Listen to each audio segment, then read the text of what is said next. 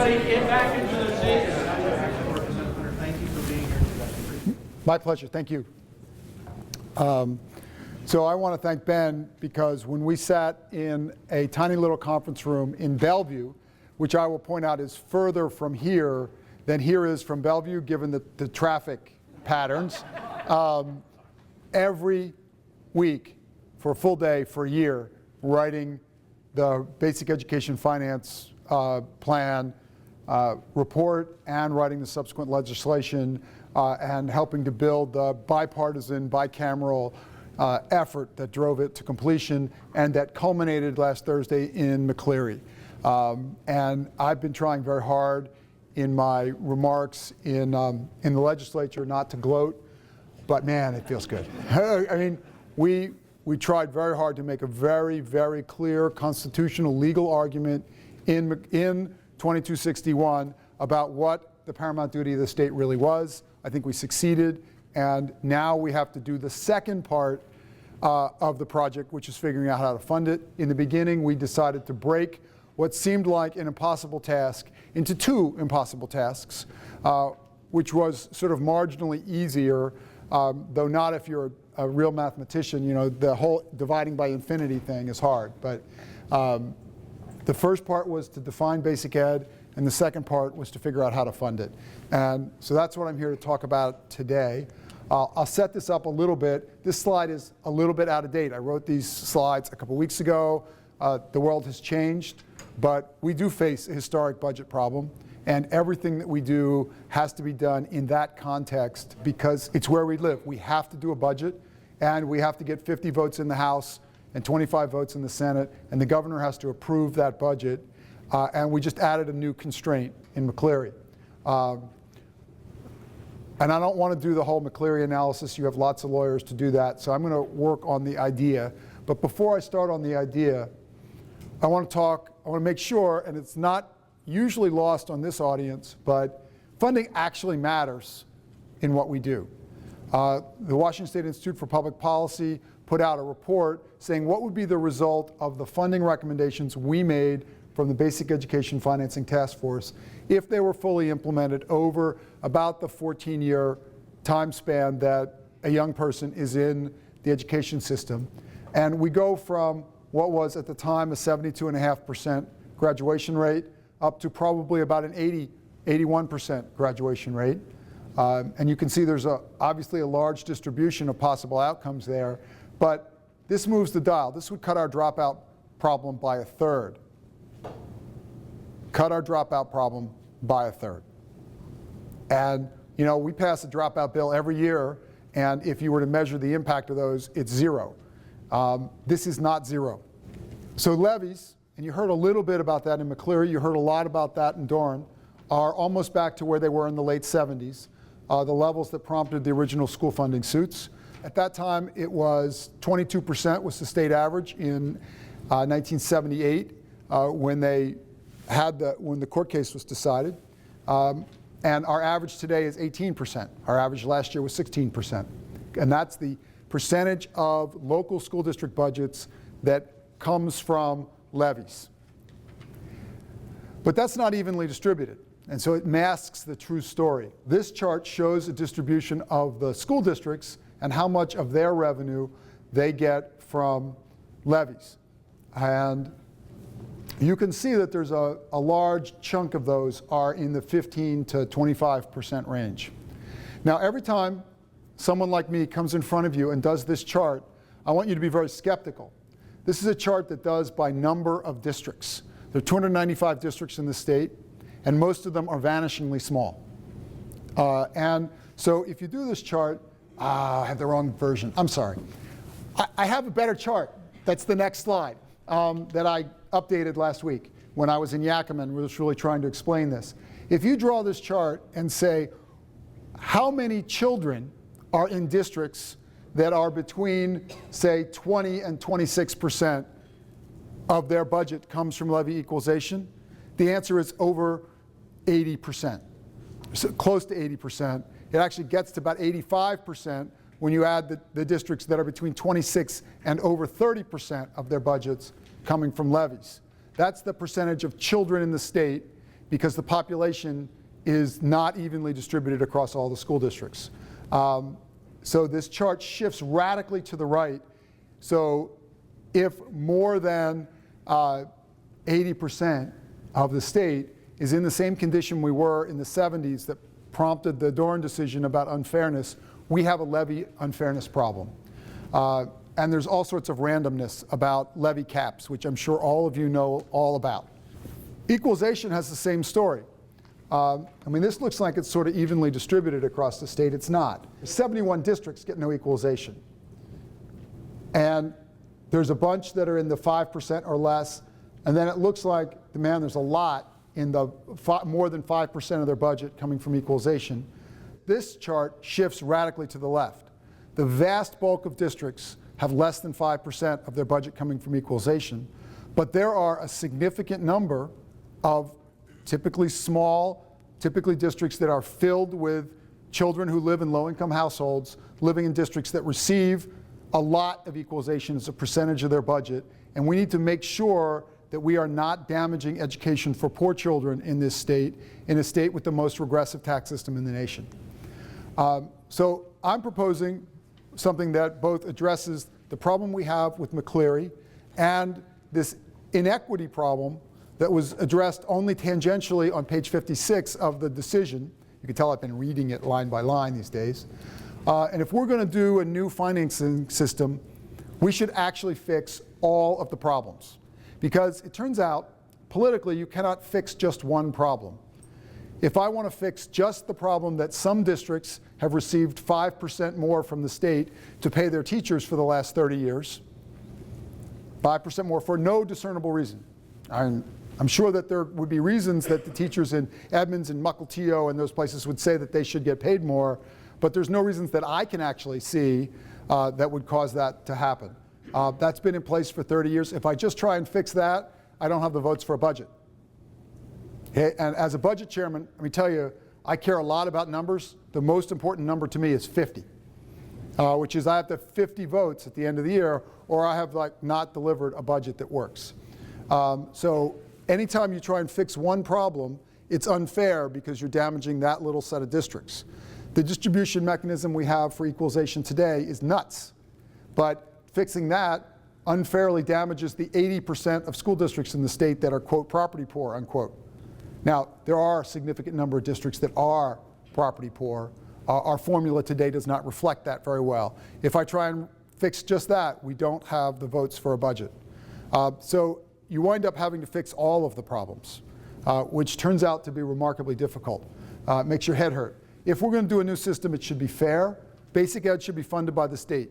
If you read McCleary, that is very clear. A larger percentage of the taxes should be collected statewide and not locally, and that's because taxes collected statewide are more fair than taxes that we collect locally. Collecting property taxes locally for large levies creates a regressive system, a regressive tax system. And again, we are the most regressive in the nation. Poor people in Washington, people in the bottom 20% of the income distribution, pay about 17% of their income in state and local taxes. People in the top quintile pay about 3%. Now, it's very hard to make a state tax system be progressive, but we could at least not be the most regressive. We should do a system that's adequate. After last Thursday, I should strike that word out and write ample. We should meet our basic ed responsibility, which is now very clearly laid out. Thank you, Ben. And if not today, we should ensure a growth path that really does. There is no way that we can fund that today. It's just not happening. The court is not asking us to do that. The court is asking us to make steady, measurable progress towards 2018 that passes the straight face test and doesn't result in all-day kindergarten being fully implemented in the 2091-2092 school year, which is something that they called out with sort of vast derision in the decision. And it should be reliable and stable. More money should be protected in the basic education category so that our school districts can make rational plans about how much money they're going to have from one day to the next. And what we learned in the initial implementation of Initiative 728 was that having a ramp up of funding where people could plan on how much money they would have a couple years from now resulted in much better spending. There was spending once the money arrived, but planned spending is much better than unplanned spending. As all of you know, if you get a nice big check from somewhere, it's like, oh, I'll go to the mall. We want to have our school districts be thoughtful about spending the money, and levies should not be subject to elections every 4 years. We are going to continue to have levies as part of our school funding system, and largely because states that depend almost totally on state funding to fund education spend less money per student than states that depend mostly on local funding.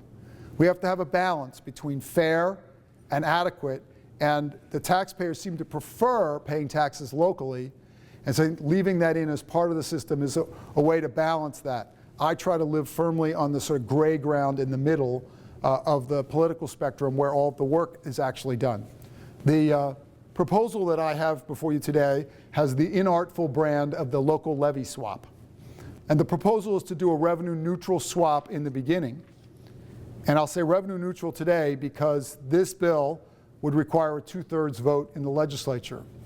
And it's hard enough as it is to even have a bill that talks about property tax and doesn't say decrease and expect to get 2/3, and to have the word increase is probably not possible. But we would swap local levies for the common school levy, the state property tax. We would take about half of the levies out of the system. You raise the state property tax by $1.17. Today it's $2.03. In 1983 it was $3.60.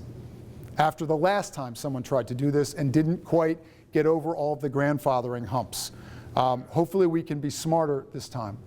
And so once you take this money, it's about $1 billion a year, you distribute that money to school districts using the basic education funding formulas as laid out in the work that we've done in 2261 and 2776. So that's mostly per pupil. Some extra money goes to districts that have large numbers of children who live in low-income households, and more money to districts that have a large number of English as second language students. That's a rough description of the basic ed formula. And then every district that gets new money reduces their levy by exactly the amount of new money they get. So it's revenue neutral, same amount of property taxes collected across the state. Now it shifts who pays it, but it's the same amount of money. This is a part of the bill that Senator Zarelli, my Republican counterpart in the Senate Republican budget lead, introduced as a bill 2 years ago. And my guess is that he likes it because my taxpayers' bills go up and his go down. But it does produce a fairer system, and it makes a more progressive tax system. I don't think I could get the votes in Seattle for just that part of it. I guarantee you I cannot. So to do a funding system, you have to address everyone's needs. The 1% growth limit on property taxes, Initiative 747, has caused the decline from $3.60 that we originally said we wanted to collect, $3.60 per $1,000 of house value, down to $2.03 today. That's $1.5 billion a year in drop. Think what that would do to fund basic ed. That money has to be backfilled from a much more volatile tax source, which is the sales tax. I'm proposing that we repeal the impact of Initiative 747 on the state common school levy. That we would just set the rate, and over time it would grow at the rate that our houses recover in value.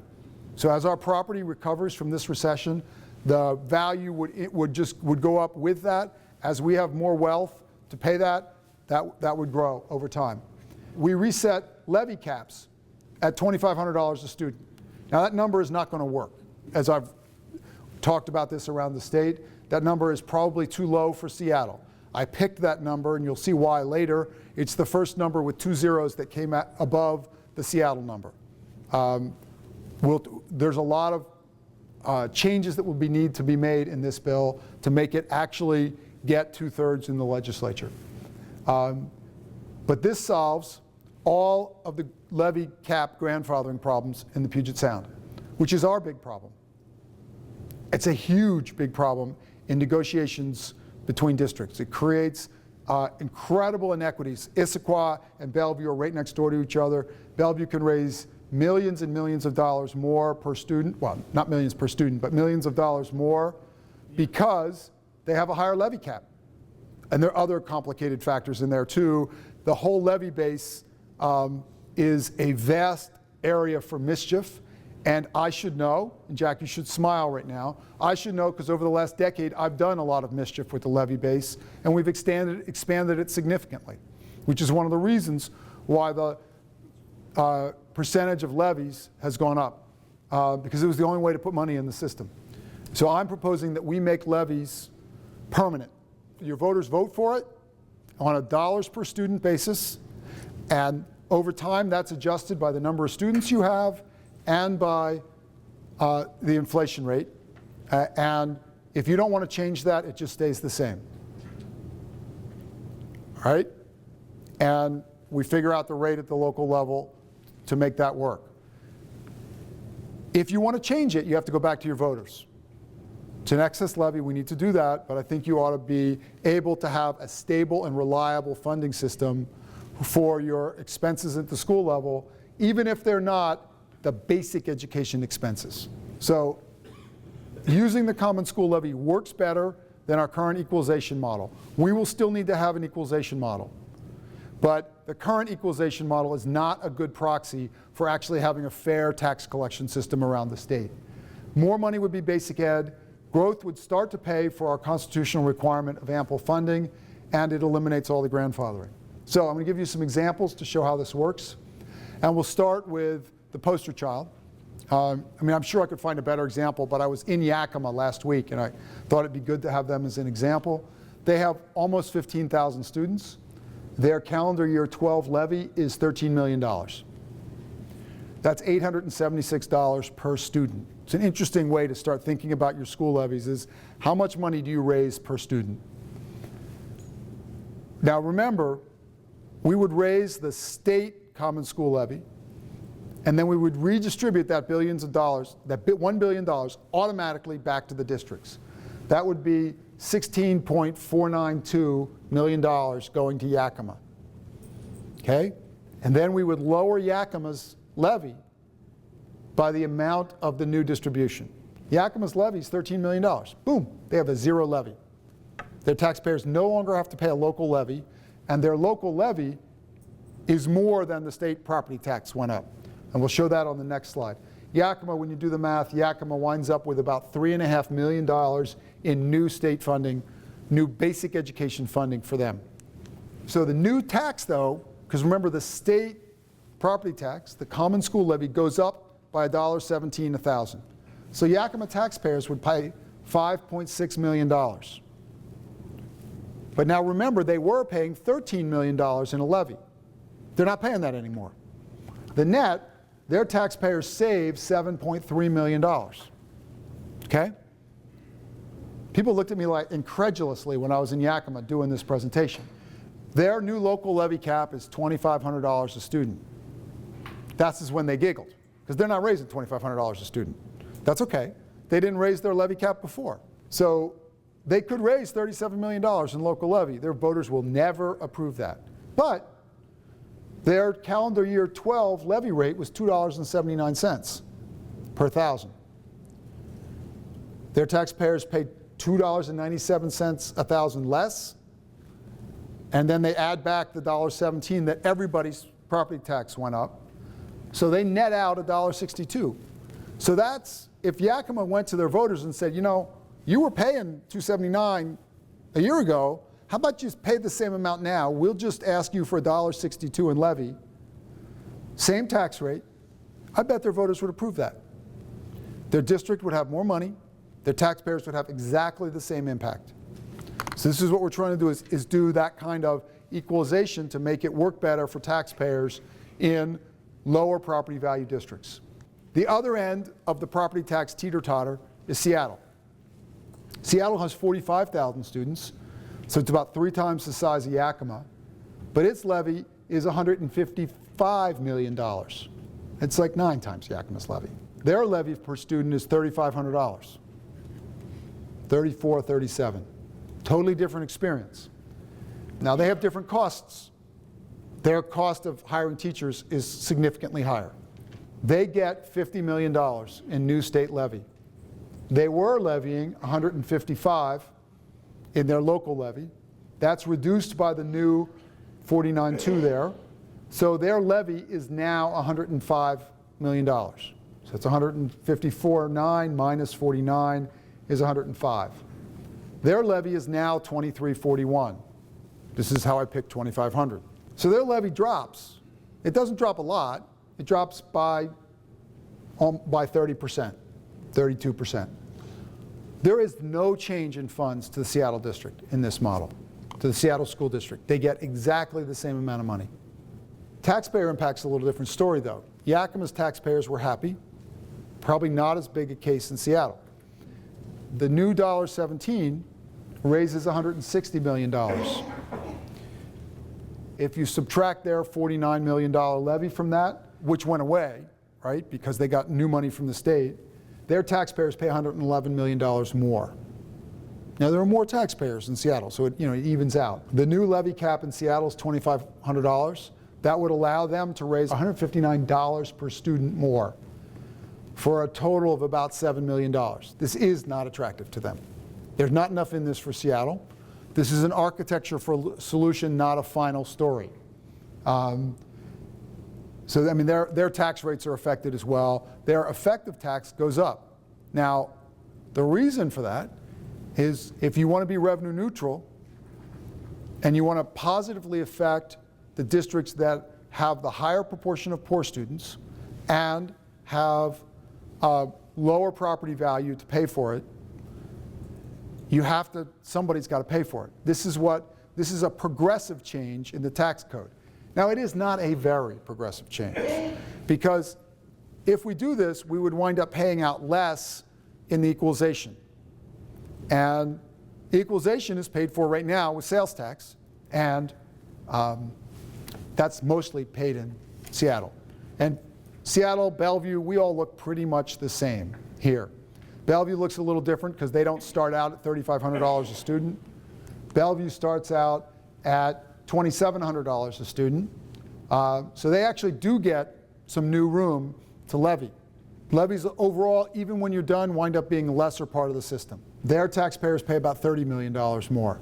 So if you're going to do this swap, which is a change in the tax system, it's a change both in school funding, with more money going into basic ed, and it's a change in the tax system that makes our overall, the way we collect taxes, a little bit less regressive. Okay? This stays well within the constitutional 1% limit on property taxes, and it does not drive the state property tax for schools up high enough to bump out other of the special purpose districts like fire districts or cemetery districts or mosquito districts, which I think would cause a huge firefight. But we could have that if that's what we decided was important to do to deal with McCleary, that we might need to simplify the rest of the 1% of where we collect state property taxes and where it goes. My last slide is about why I want to do this. I want to do the fairness thing. I think it's an important thing to do. But I also want to put more money into the system. The blue line at the bottom is where we are today on the state common school levy. And I keep calling it that because that's what the Constitution calls it. And it is constitutionally dedicated to the education system. One of the things that I'm careful about now as a budget chairman is I want to make sure that we don't create an opportunity for new mischief by the next generation of people like me who come in and say, I want to turn this dial and this dial and take this and supplant this money and spend it on something else. But the only way this works to be revenue neutral, which is the only way I will get 2/3 vote, is if as the money comes in from the property tax, it goes out to the districts in basic ed and reduces the local levies. So it has to happen all at once so that base of new money is protected as basic ed and can't be taken out, especially after this court case. So the blue line is where we are today, and that's the projected growth path. That growth path is growing at 2.3%. It's actually a curve, but you can't see that because it's a very slow curve. In fact, it's slower than any expense curve we have. And what this means is that over time, more and more money will have to come in from other tax sources to pay for basic education. It's slower than inflation. It's slower than anything else. The 1.3% is our historical average of how much new construction we get a year plus 1%. The red line grows at 3%. It moves up by about $1 billion in the beginning, and then it grows at 3%, and that's our most conservative estimate of what the difference would be. That's about $100 million more a year in 2018. The green line is 3.9%, which is a very conservative look at property growth in Washington State that probably is the lowest one that falls within the bounds of, yeah, I actually believe that. The historical over the last 20 years has been closer to 5 to 8%. So what we'd like to do is have property taxes over time not grow outside of our 1%, but be more of a funding for our education system because it's more stable and it's a much fairer collection system than sales tax, and it's not as stupidly declining as our sales tax base is declining. With that, thank you all for listening, and thank you all for all the work you do for our kids in Washington.